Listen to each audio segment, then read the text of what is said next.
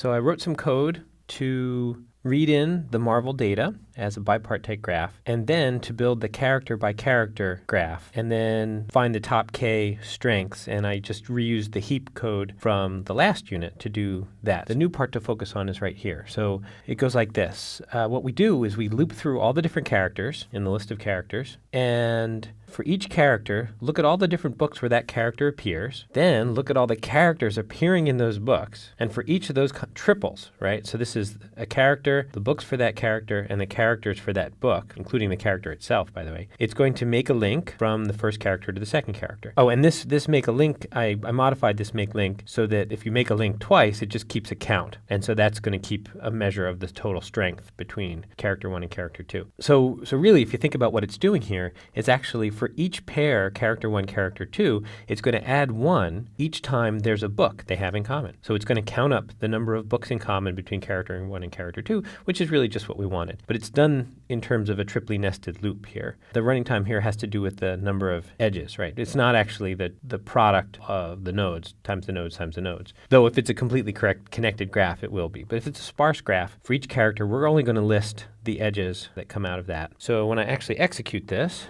one of the things we see is that this computer is faster than my laptop by about a factor of 2.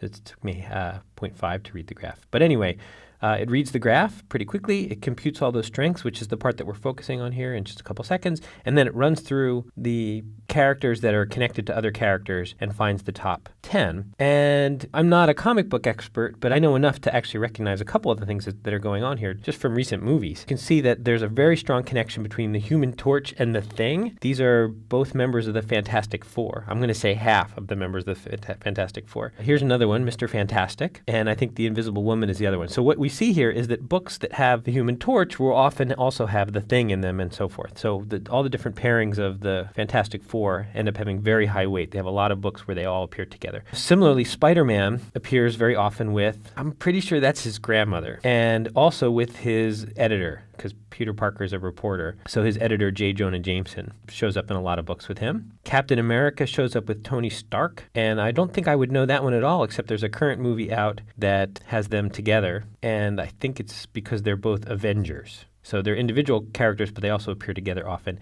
and I have no idea who Vision and Scarlet Witch are, but I'm sure they're awesome.